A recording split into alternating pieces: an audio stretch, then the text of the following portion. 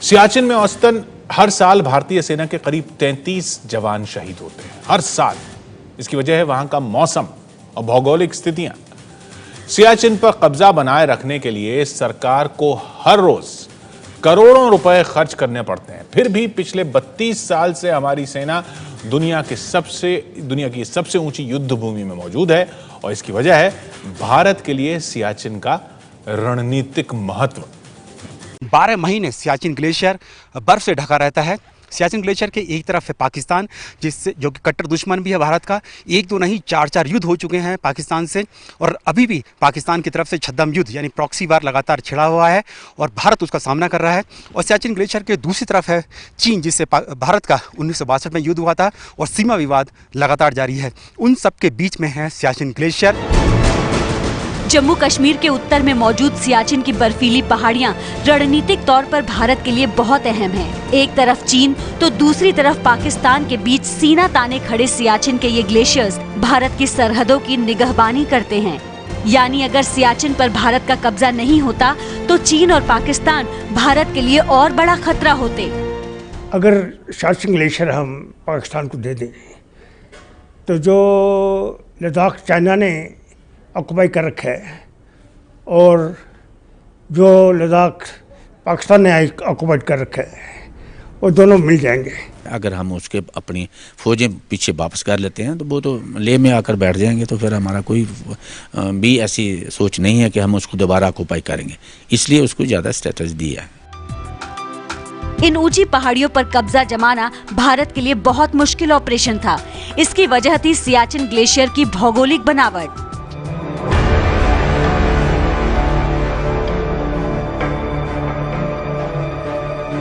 अगर हम देखेंगे चारों तरफ बर्फ से घिरे रहते हैं और इसी तरह से खड़ी चढ़ाई है।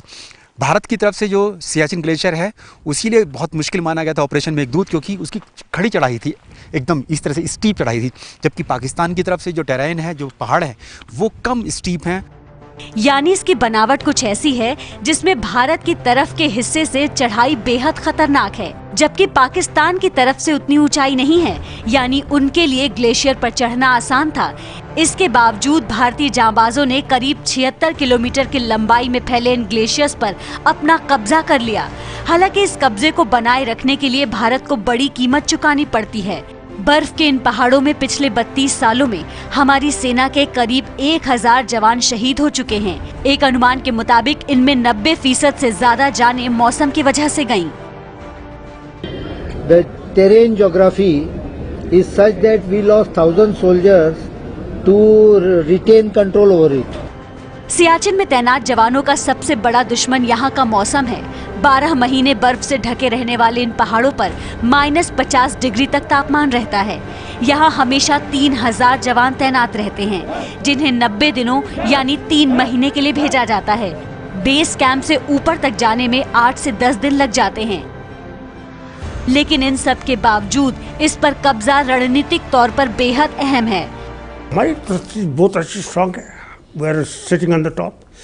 We can roll down stones and finish them.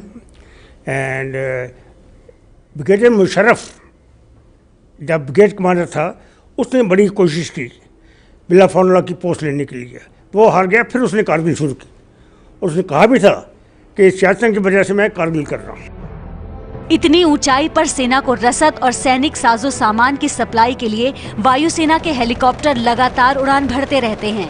यहाँ दुनिया का सबसे ऊंचा हेलीपैड है। सामरिक महत्व के अलावा सियाचिन भारत के लिए इसलिए भी महत्वपूर्ण है क्योंकि इसे भारतीय उपमहाद्वीप में पानी का सबसे बड़ा स्रोत माना जाता है। जो हमारा सियाचिन ग्लेशियर है,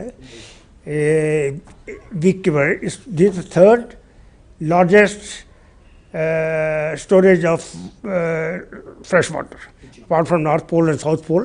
ये काराकोरम तो ये जरूरी है कि अगली जो वार होनी है, लोग कहते हैं कि पानी के ऊपर होगी। इसीलिए तमाम मुश्किलों के बावजूद दुनिया के सबसे ऊंचे रण क्षेत्र पर दोनों देशों की सेनाएं जमी हुई हैं।